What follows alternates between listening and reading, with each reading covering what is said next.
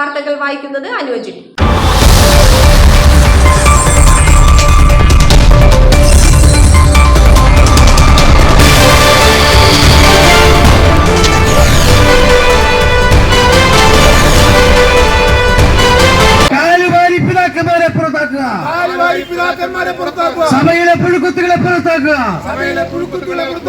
Zero Malabar സഭയിലെ വ്യാജരേഖ കേസും ലൈംഗിക ആരോപണങ്ങളും അന്വേഷണ വിധേയമാക്കണം.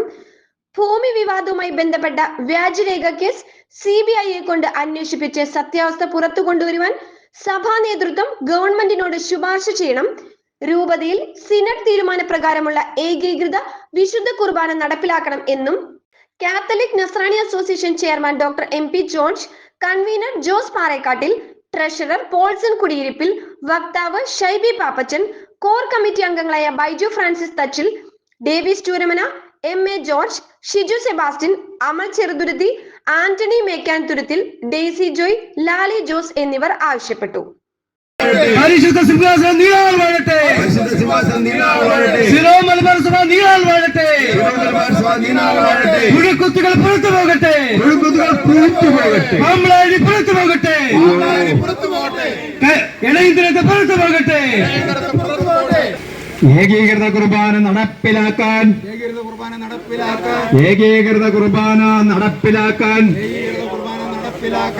മുന്നോട്ട് CNA ഇനിയും മുന്നോട്ട്.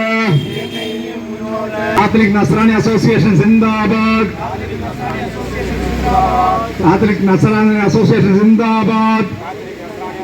ഏകീകൃത കുർബാന നടപ്പിലാക്കാൻ. പ്രിയ വിശ്വാസികളെ, നമ്മുടെ വളരെ പ്രതീക്ഷയോടുകൂടി ഇരുന്നതാണ് 9-ാം തീയതിയിലെ സർക്കുലർ പ്രകാരം ഇവിടെ ഏകീകൃത കുർബാന നടപ്പിലാക്കുമെന്ന് വെച്ചാൽ അത് സാധിച്ചില്ല. അതിന്റെ പ്രതിഷേധമായിട്ടാണ് നമ്മൾ ചവിട്ടുകൊട്ടയിലേറുകയാണ് ഇപ്പോൾ എല്ലാവരും.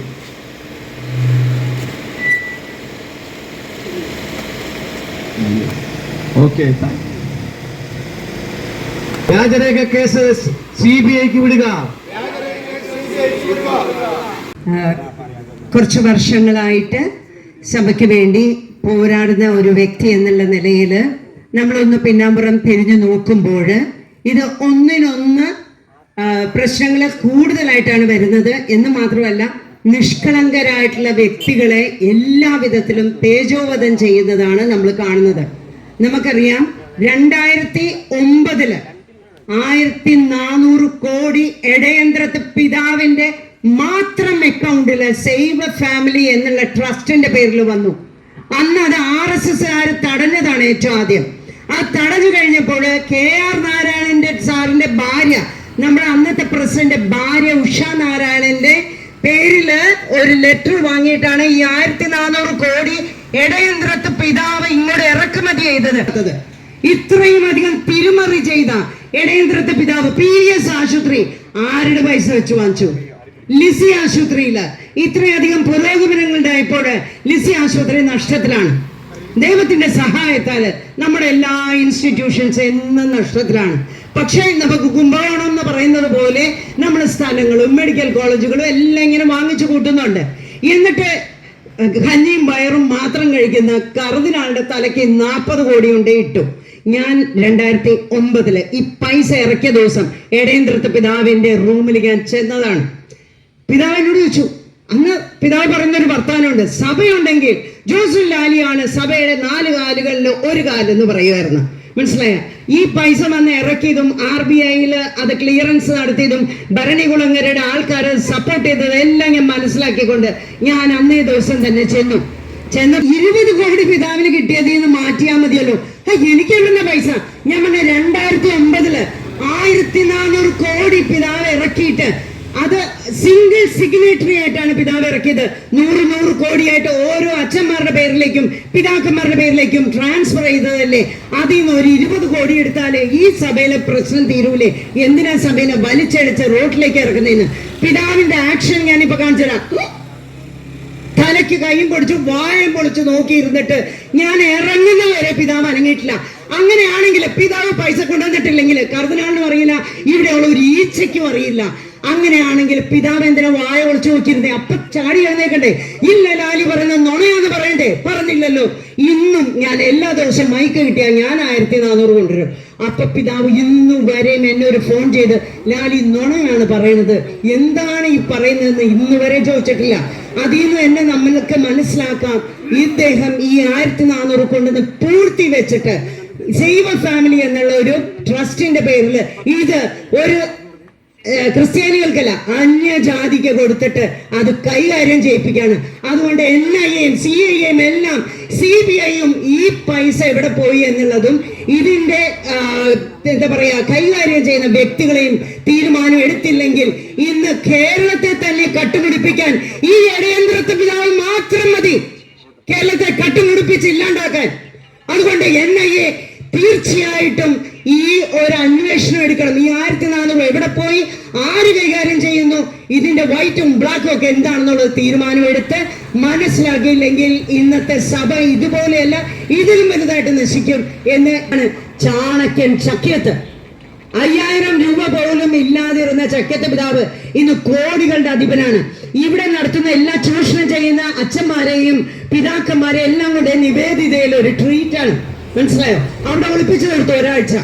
അപ്പൊ എന്താണ്, അച്ഛന്മാർക്ക് സ്വൈര്യമായിട്ട് വിഹരിക്കാം, എന്നിട്ട് അവരെ വേണ്ടുന്ന സ്ഥലത്ത് ഒളിപ്പിച്ചു കൊണ്ടുപോകും. ഒരു കേസുമില്ല. ഇതില് CCTV-യില് 6 ദിവസം ആരായിട്ടാണ് വസിച്ചിരുന്നതെന്ന് ആ അച്ഛനെയും കൊണ്ട് ഇവിടെ ഇരുത്തി. അതുപോലെ തന്നെ മണവാളനച്ഛൻ 25 കോടിയാണ് കണക്ക് പ്രകാരം ഇവിടുന്ന് കൊണ്ടുപോയത്, ഇവിടുന്ന് കൊരട്ടിപ്പള്ളിയിൽ നിന്ന്. അത് കഴിഞ്ഞിട്ട് ഇദ്ദേഹത്തെ സിംഗപ്പൂർ വെച്ച് ഒരു നമ്മളുടെ അവിടുത്തെ തന്നെ ഇടവകയിൽ ഒരു നഴ്സിംഗ് വെച്ച് കാണുകയാണ്. അച്ഛനെന്താ ഇവിടെ? പെരുന്നാള് കഴിഞ്ഞിട്ട് ഉറങ്ങാൻ വന്നതാണ്. എവിടെ? സിംഗപ്പൂര്. മനസ്സിലായോ? ഈ അവസ്ഥയിലേക്ക് അധപ്പതിച്ചോ? എന്താണിത്? കാനൂർ പള്ളിയിൽ 25 ലക്ഷം. ഇങ്ങനെ ഓരോ, അതായത് നമുക്കൊന്നും മനസ്സിലാക്കി ചിന്തിക്കാൻ പറ്റില്ല. നമ്മൾ അധ്വാനിച്ചുണ്ടാക്കുന്ന സ്വത്തുക്കള് ഇവര് യഥേഷ്ടം തോന്നിവാസം കാണിക്കുന്ന. ഇത് കൂടാതെ അനേകം ബിസിനസ് സ്ഥാപനങ്ങള് ഈ ചക്യത്വം ഇടയന്ത്രത്വം കൂടെ എറണാകുളത്ത് നശിപ്പിച്ചത് എനിക്ക് പേഴ്സണലി അറിയാം. ശക്തി തന്നതല്ലേ, അതിനുള്ള കഴിവ് തന്നതല്ലേ, അതിനുള്ള ആരോഗ്യം തന്നതല്ലേ, എന്നിട്ട് നിന്നെ ചോദിച്ചില്ല എന്ന് ചോദിക്കും. അതുകൊണ്ട് വെള്ളയടിച്ച കുഴിമാടങ്ങളെ നിങ്ങളുടെ അവസാനം അടുത്തിരിക്കുന്നു. ഇത് പറയുന്നതിൽ എനിക്ക് ഒരു ക്ഷമയും ഒരു എന്താ പറയാ ഒരു സംശയവുമില്ല. അടുത്ത കൂടുന്നതിന് മുൻപായിട്ട് ഇതിനൊരു പ്രശ്ന പരിഹാരം ഉണ്ടാക്കിയില്ലെങ്കിൽ ഞങ്ങൾ ആരും ക്രിസ്ത്യാനികളല്ല. ഇത്രയും പറഞ്ഞുകൊണ്ട് ഞാൻ എന്റെ വാക്കുകളെ അവസാനിപ്പിക്കുന്നു. എല്ലാ മഹത്വവും ദൈവമേ അങ്ങേക്ക് മാത്രമായിരിക്കട്ടെ. നമ്മളിങ്ങനെ തുടർച്ചയായിട്ട് ഈ സെന്റ് തോമസ് മൗണ്ട് തുടക്കത്തിൽ നമ്മൾ അന്വേഷിച്ച് നടന്ന് കണ്ടുപിടിച്ചതാണ്. ഇത് എവിടെയാന്ന് ചോദിച്ചിട്ട് ഈ നാട്ടുകാർക്ക് ആർക്കും അറിയാൻ പാടില്ലായിരുന്നു. നമ്മൾ അന്വേഷിച്ചു, സെന്റ് തോമസ് മൗണ്ട് അറിയോ? ആർക്കും അറിയില്ല. പിന്നെ ചോദിച്ച് അവസാനം പറഞ്ഞു, ഇങ്ങനെ ഒരു എന്താ പറയാ ഒരു സിനിമ സ്റ്റുഡിയോ ഉണ്ടായിരുന്നല്ലോ, നമ്മുടെ നവോദയയുടെ സ്റ്റുഡിയോ ഉണ്ടായിരുന്നല്ലോ, അതെവിടെയാണെന്ന് പറയുമ്പോൾ അതെല്ലാവർക്കും അറിയാം. അങ്ങനെ ഇവിടെ 25 ഏക്കർ സ്ഥലം നമ്മുടെയൊക്കെ ജോർജേട്ടന്റെ ഭാഷയിൽ പറഞ്ഞ തൊട്ടിക്കാശ് തിരിച്ചെടുത്തതാണ്. അങ്ങനെ എടുത്ത സ്ഥലം ഇവിടെ 25 ഏക്കർ സ്ഥലം മേടിച്ച് മാളികകൾ പണിത് വെച്ചിരിക്കുകയാണ്. എന്തിനു വേണ്ടിയിട്ടാണെന്നറിയാമോ?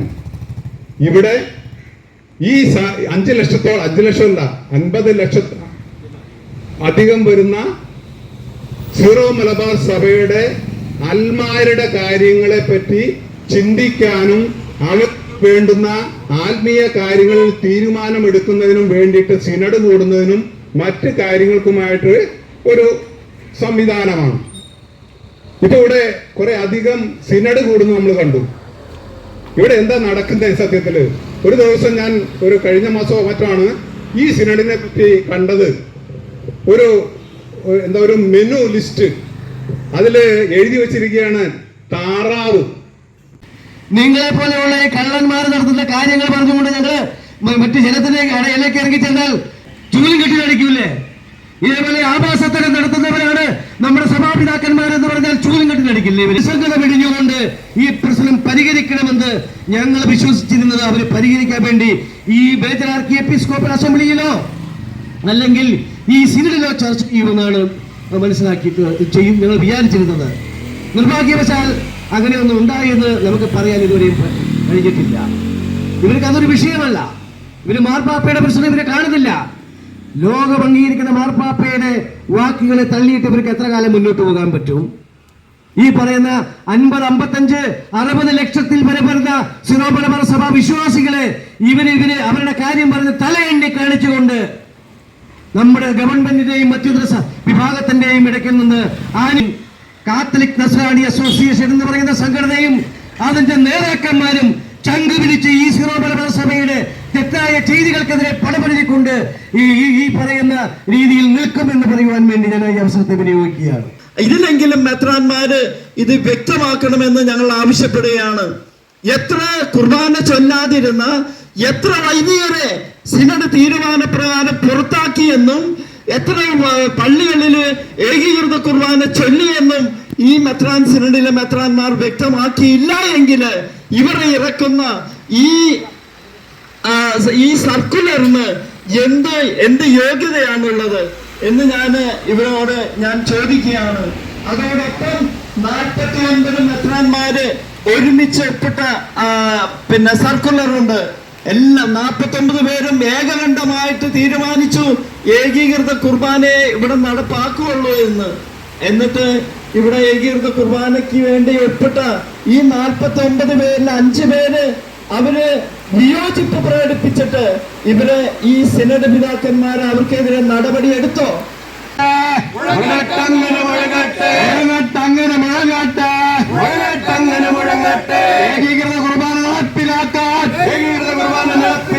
ഏകീകൃത കുർബാന നടപ്പിലാക്കാൻ അന്നേ തേരൂ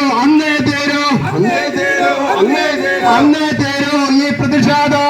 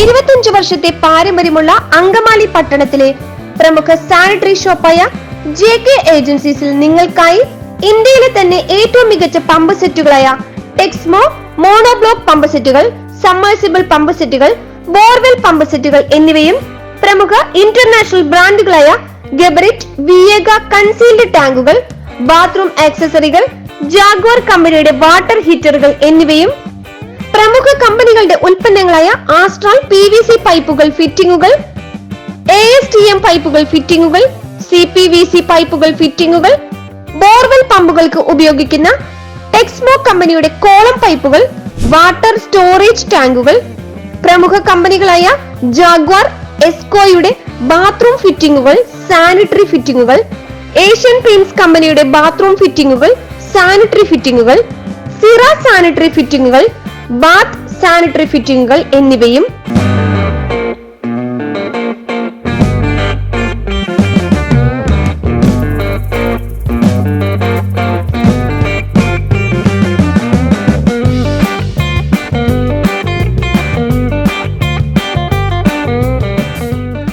ഡ്യൂറോഫ്ലെക്സ് കമ്പനിയുടെ സെക്ഷൻ ഹോഴ്സുകൾ, ഗാർഡൻ ഹോഴ്സുകൾ എന്നിവയും മിതമായ വിലയ്ക്ക് വിൽക്കപ്പെടുന്നു. കൂടാതെ സെപ്റ്റംബർ 20 വരെയുള്ള ഓരോ 10,000 രൂപയുടെ പർച്ചേസിനും സമ്മാന കൂപ്പണുകളും ലഭ്യമാണ്. JK agencies, sanitary wares, Manjappura road, TB junction, near mini civil station, Angamaly. Mobile number 9037644589. Insight റിപ്പോർട്ടിന്റെ ഓൺലൈൻ മാധ്യമങ്ങളായ YouTube, Facebook, WhatsApp, Instagram, Telegram എന്നീ ചാനലുകളിൽ പരസ്യങ്ങൾക്ക് വേണ്ടി വിളിക്കേണ്ട നമ്പർ 7736964883 9072046846. നമ്മുടെ നാട്ടിലെ വാർത്തകളും വിശേഷങ്ങളുമായി ഇൻസൈറ്റ് റിപ്പോർട്ട് നിങ്ങളിലേക്ക്. ചാനൽ സബ്സ്ക്രൈബ് ചെയ്യുക. മറ്റൊരു വാർത്തയുമായി വീണ്ടും കാണാം.